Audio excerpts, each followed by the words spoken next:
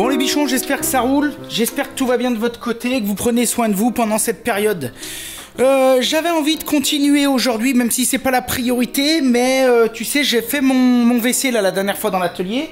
Donc bon, c'était nickel, et en fait je me rends compte que, bah tu sais, je fais quand même beaucoup de poussière, du bordel et tout, et j'ai bien l'impression que si je me dépêche pas à fermer tout ça, bah ça va être un endroit qui va être toujours dégueulasse. Donc du coup, je me suis mis bille en tête, là j'ai attaqué, c'est 5 h de l'après-midi, j'ai pas fait de plan, je vais y aller un peu freestyle. En haut, je vais faire un imposte, donc là je vais fermer en haut je pense. Là je vais mettre une barre pour faire un cadre. Un montant qui va être ici, là, qui va servir de base de départ à la cloison qui va être en biais. Je sais encore pas trop comment je vais faire. Et un montant qui va être ici, qui va servir de couvre-joint. Je vais surtout pas me prendre la tête et je vais surtout essayer de pas y passer 10 jours, même si à mon avis là il y en aura déjà quand même peut-être pour 2-3 jours de boulot facile. Moi je suis pas un pro, je suis qu'un petit bricolo qui essaye de faire de son mieux. Donc voilà, je vais expérimenter et puis on verra bien ce que ça donne, ça le fait pas, ça fait de la merde, ça fait pas de la merde, on verra. Je vais faire ça en sapin du Nord, j'ai du sapin du Nord, j'en ai un petit peu en haut à gauche là-bas qui est super sec, et j'en ai encore ici un petit peu dehors là. Voilà, alors tu vois, ça c'est ce qui me restait de quand j'ai fait les volets. Donc voilà, il me restait du sapin du Nord, j'ai dit je vais y faire un sapin du Nord. Au début je voulais y faire un mélèze, mais le mélèze il m'en reste... peut-être pour faire une porte, mais pas deux. Et je voudrais y garder pour faire une porte une autre porte un peu jolie que... Bon, un autre projet, quoi. Donc ce que je vais faire, c'est comme d'habitude, je vais bosser, je vais te foutre en accéléré et tout, puis de temps en temps, on fera des petits points sur les choses qui me paraissent intéressantes. Ok? Allez, go!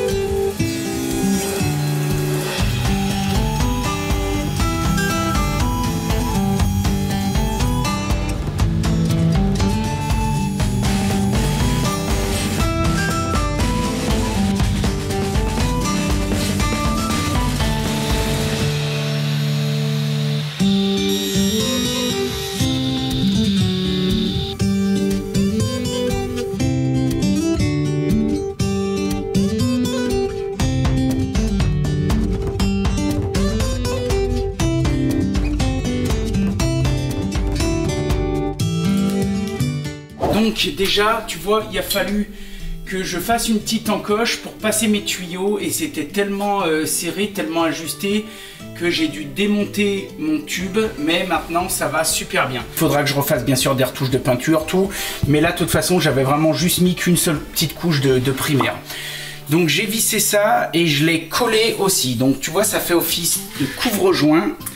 Et il y a toujours ce tenon, cette languette qui sort. Et là, le tenon là-haut, je l'ai coupé parce que ici il va y avoir une partie droite. D'accord? Parmi les petites subtilités, pas grand-chose. Si ce n'est que là en bas, j'ai des endroits, j'avais vraiment des briques qui allaient pas vraiment au fond. Peut-être parce que à l'époque, je lui avais prévu peut-être de faire un couvre-joint plus large. Ou enfin bref, j'en sais rien. Donc, si tu veux, en haut, quand je regardais en haut... Bon bah tu vois, ça m'attire pas l'œil, c'est plutôt ajusté, on voit bien que le bois plaque quasiment la brique, c'est à peu près joli. Par contre quand on regardait en bas, on voyait des trous, c'était pas terrible. Donc là j'ai utilisé un mastic silicone, ce qu'on appelle bâtiment, donc tu sais c'est menuiserie, véranda, truc comme ça. J'en ai trouvé du ton pierre, du ton beige, donc pas choquant par rapport à mes joints. J'ai fait un joint tout le long en bas. J'ai arrêté là parce que je te dis là après ça choque pas l'œil. En sachant que c'est assez propre, c'est même très propre. Bien sûr que si tu t'approches à 10-15 cm, tu vois qu'il y a du silicone. Mais le but c'était pas tellement ça, le but c'est de contenter l'œil et de faire en sorte qu'il n'y a rien qui choque. C'est-à-dire que quand j'arrive et là je regarde le projet dans son ensemble, et bien là du coup il n'y a plus rien qui attire mon œil, il n'y a plus rien qui choque. Alors que si j'avais pas fait ça, eh bien d'ici j'aurais vu qu'il y avait peut-être des ajustages qui étaient moyens, le couvre-joint couvrait pas certains trucs et tout. Donc en gros, c'est ce que je veux essayer de vous montrer, c'est que il n'y a pas besoin des fois d'être dans l'ultra précision, d'être dans l'ultra niveau ou aplomb ou tout ça. Il faut toujours vous rappeler que la chose la plus importante, comme disaient les anciens, c'est de contenter l'œil. Moi, j'ai vu plein de projets de rénovation dans ma carrière où il y avait des trucs magnifiques qui étaient faits par des anciens, et quand tu regardais un petit peu plus près, tu voyais qu'il y a des trucs, c'était pas vraiment de niveau, pas vraiment d'aplomb, tu sais qu'ils essayaient de tricher un petit peu avec tout ce qu'ils pouvaient, et on peut pas leur en vouloir, on le fait encore d'abord, mais en plus, eux, ils avaient pas les outils et les matériaux qu'on a, donc ils sont encore plus excusables. Mais ce qui est complètement fou, c'est que quand tu te recules un petit peu et que tu regardes leur travail dans l'ensemble, c'est beau, tu t'en rends pas compte. Donc c'était juste la petite parenthèse pour te dire que là, moi, mon histoire de silicone, c'est la même chose. Voilà, tu vois, là, côté bois, là, bah voilà, c'est joli. Donc, j'ai fait ça. Maintenant, je vais essayer de réfléchir pour mettre le truc de l'autre côté. J'étudie ça. Bon, allez, on continue. Comme d'hab, on improvise.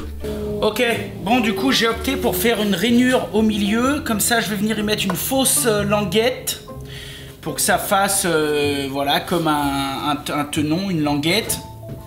Et ça va bien aller. Donc j'ai réglé ma machine, j'ai tout pointé, c'est tout bon, c'est parti.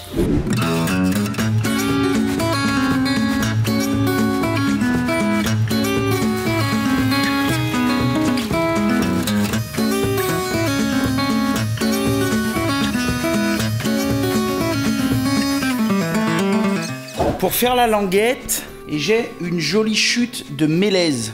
Là, ça doit être un carré de 20 par 20. Donc je vais faire...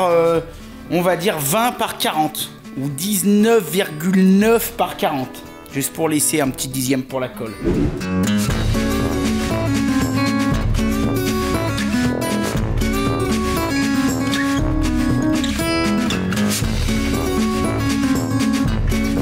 Je viens de présenter l'enfant à sa mère. Tu vois, 19,9. J'ai enlevé un dixième à la cote. Et regarde.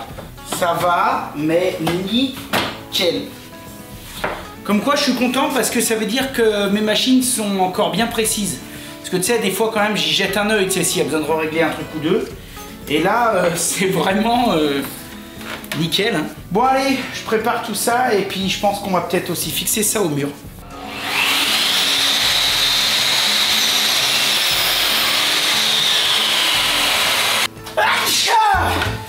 Bon, on va tester la colle que le Griffon il a envoyée là. Putain, c'est les allergies qui recommencent là.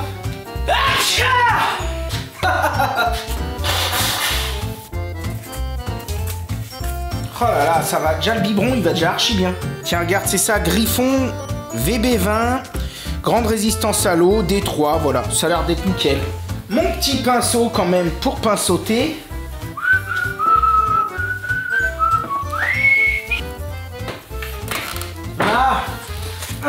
Ça presse combien de temps ça? Que machin, patati. Temps de pression s'élève à 15 minutes. En fonction de la nature, du matériau et de la température. On va laisser presser ça 15 minutes.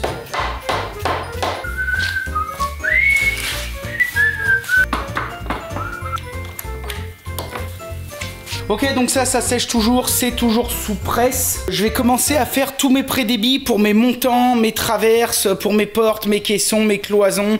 Allez, c'est parti.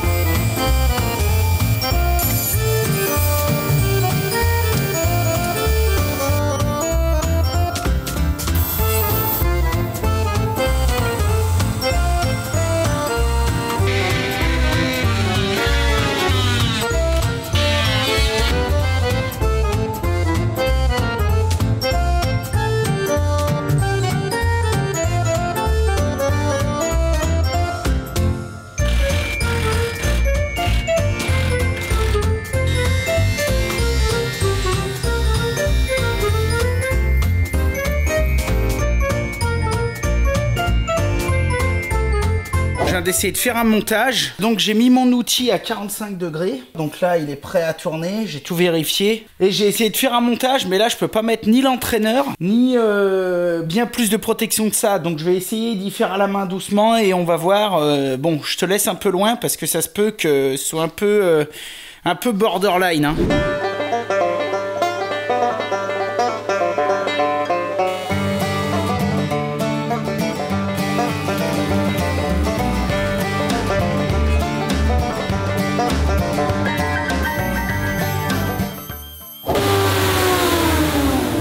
Putain, je suis quand même content, hein. Bon, je pense que ça pourrait sûrement être mieux, mais là, je suis quand même content. Franchement, là, c'est la première fois que je fais ça. Ah, je pense qu'on n'est pas loin de la vérité, hein. Ok, alors, voilà la fameuse joue à 45 degrés. Donc là, elle est emboîtée, mais il n'y a rien de serré, il n'y a rien de vissé. Donc tu vois, c'est normal, il y a du jeu. Une fois que ce sera tout serré, bah, j'essaierai bien sûr d'y ajuster le mieux possible. Et de l'autre côté, bah voilà, ça donne ça. Et donc tu vois, j'avais commencé à préparer des traits à 45 et on peut voir que ça tombe pile dessus. Donc je suis bien content, bien content. Ce que je vais faire avant de continuer ce côté, c'est que je vais faire cette joue. Parce que cette joue, je sais que je veux qu'elle fasse 25 cm de long. La languette fait 14, donc il va falloir que je fasse une rainure de 14. Et une fois que j'aurai fait ça, et bien comme ça après je pourrai commencer à préparer mes cadres et tout, et ça va aller nickel.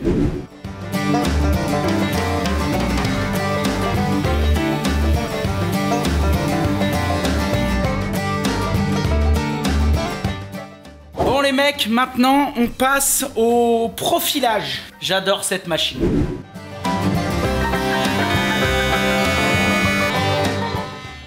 Ça c'est quand tu veux être un peu trop précis, tu vois. Il reste rien, hein, c'est même pas l'épaisseur d'un papier à cigarette. Donc là je profile que d'un côté. Ça sera à l'intérieur du WC et en plus j'ai pas assez d'épaisseur avec les bois que j'ai choisis pour profiler des deux côtés. Mais tu vas voir que ça va rien changer, ça va aller nickel. Next.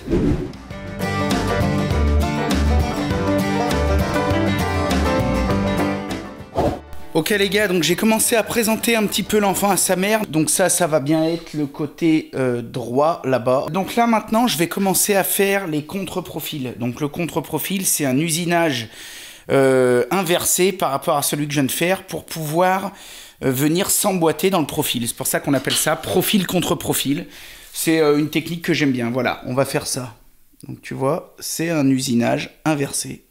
Ici et là, donc ça c'est le montant bas ou haut. Ça va être le haut puisque la rainure est là, donc ça va être le haut. Traverse haute, traverse basse. Et puis là j'ai deux traverses intermédiaires. Donc on va voir si on arrive à en mettre deux. Comme ça fera, mettons, une ici, une là, et voilà, ça caissonnera un petit peu plus. Donc tiens, tu vois, d'un point de vue de l'outil, c'est la même chose, mais il est inversé. Et voilà.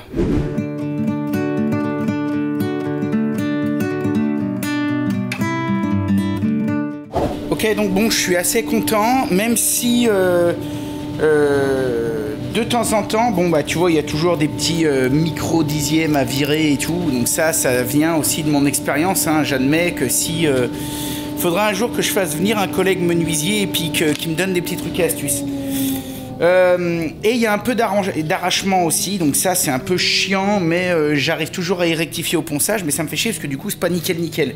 Il y a un peu d'arrachement parce que bah, c'est dur de mettre une cale martyre derrière un profil comme ça quoi. Bon les mecs, on va pas se mentir, c'est le vrai bordel en ce moment. On a 150 chantiers d'attaquer en même temps parce que c'est le printemps. Et puis entre le jardin, la terrasse, la piscine, le chiotte ici, les matinales, on n'y arrive plus. On n'y arrive plus. Alors j'avais commencé à te filmer les portes et j'ai avancé de ouf sans toi. M'en veux pas parce qu'en fait ce qui s'est passé c'est que j'ai une des filles, tu sais en ce moment chez nous c'est la zone A là je crois. Donc on a les filles qui sont en vacances et j'ai une des filles qui a voulu bricoler absolument avec moi pendant 2 jours. Donc c'est génial, mais c'est une petite qui veut pas trop être filmée, tu sais, elle aime pas trop, voilà. Donc je vais te faire un petit topo. Alors, ici, on a fait une cloison. Donc cette cloison, on l'a fait avec les techniques des profils contre profils. Bon, rien d'extraordinaire, si ce n'est que, bah, tu vois, c'est super joli. Ensuite, ici, eh bien, notre cloison en biais, là, notre cloison à 45 degrés, bah, c'est pareil, tu vois. On l'a bien avancée, on l'a mise. Alors elles sont pas fixées, elles sont juste emboîtées. Parce que pour les fixer, rappelle-toi, tu sais, là j'avais mis une languette de chaque côté. Et donc j'avais fait une feuillure, une rainure du côté des panneaux. Et ce que je vais faire, c'est que je vais percer avec une mèche de 8 et avec des chutes de terrasse, de lames de terrasse Itoba là. Tu vois, comme ça là. Je vais venir mettre des petites chevilles que j'ai passées au tour. Donc on a passé ça au tour et ça va nous servir pour venir cheviller. Ce n'est pas tout puisque j'ai aussi refait une feuillure ici. J'ai chevillé une petite cale ici, une petite cale de ce côté. Et comme ça, le panneau il est emboîté dans ce sens et il est emboîté dans ce sens. Donc là, il bouge pas d'un poil et pourtant il n'y a pas une seule vis d'utiliser encore. Donc là, une fois que ce sera fini, que je serai sur le mécote, je percerai, je mettrai aussi deux petites chevilles ici. Et là, je percerai, je mettrai des chevilles. Et comme ça, en plus d'être beau, d'être efficace et tout, ce sera démontable. C'est pas mal. En fait, je suis absolument... je ne sais pas pourquoi je pars là-dedans en étant super honnête. J'ai pas le temps de le faire et je pourrais faire beaucoup plus simple. Et en ce moment, en plus, je suis un peu crevé. Donc, m'en veux pas si t'as l'impression que c'est laborieux. C'est juste que j'ai un millier de projets ensemble et que plus j'avance et plus je me rends compte que même si je bosse tous les jours et tout, la maison, il y en a encore pour 3-4 ans, quoi. Et pourtant, c'est mon taf, c'est mon boulot, je fais ça toute ma vie. J'ai des outils, j'ai tout, mais c'est en fait, c'est tellement grand. Et puis c'est de ma faute, j'en rajoute à chaque fois. Hein. Tu sais, c'est comme la chambre. Hein. La chambre, si j'avais mis un coup de peinture, 2 plaintes et puis un parquet, ça ferait déjà 2 ans qu'on dormirait dedans. Hein. Mais là, vu que j'ai voulu tout moulurer et tout, bah, ça prend un temps. Je passe toujours par des phases de haut et de bas, moi. Hein. Je pense que vous, dans vos projets, c'est peut-être pareil. Je vais pas le regretter, je le regrette pas.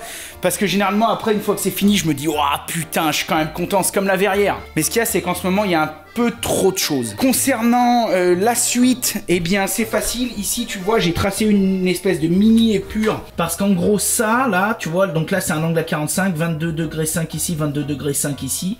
Et ça, il va falloir, tu vois, que je vienne y mettre ici, là-haut, pour relier ça à ça.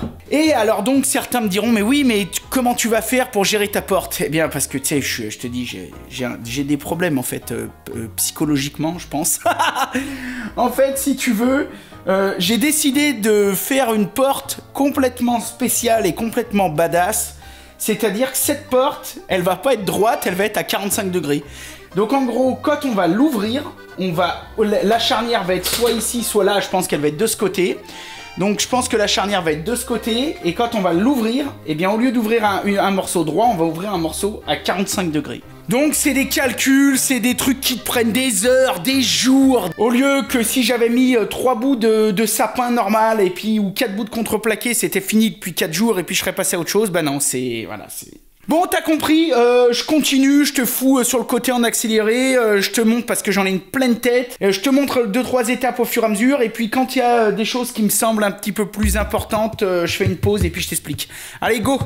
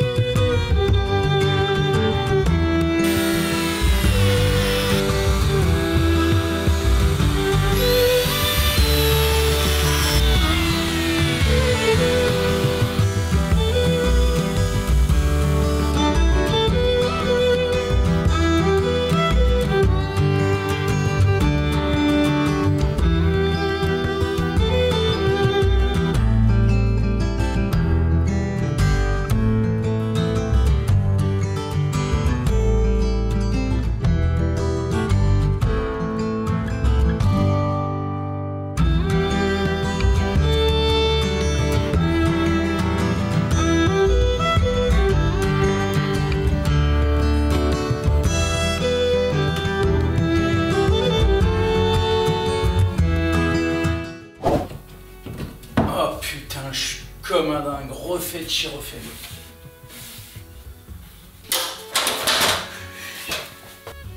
Là, on est pile de niveau. Là, on est pile de niveau.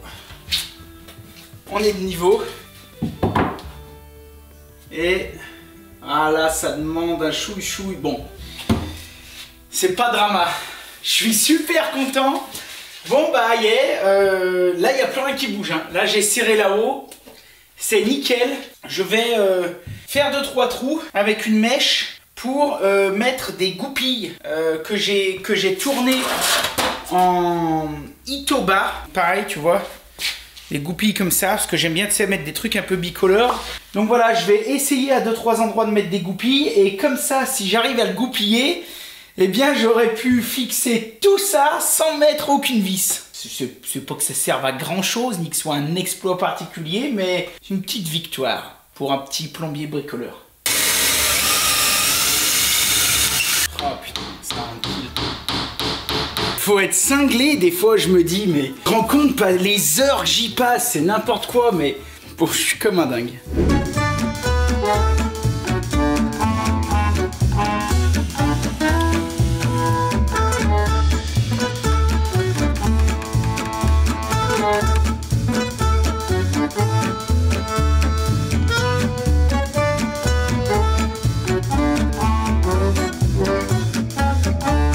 Alors ça y est, mes cloisons sont installées, mon petit linteau, je sais pas si je peux appeler ça comme ça, ma traverse haute est faite. Ce que je vais faire par contre maintenant, c'est recouper des planches pour faire le plateau qui va être posé sur le dessus. Et je vais peut-être aussi commencer à préparer les bois pour fermer ensuite l'imposte. Donc pareil, peut-être pour tu sais, la partie tout en haut entre le plateau et la poutre. Je sais pas, je vais voir. Bon, allez, en tout cas, toi, tu verras bien ce qui va se passer. C'est parti.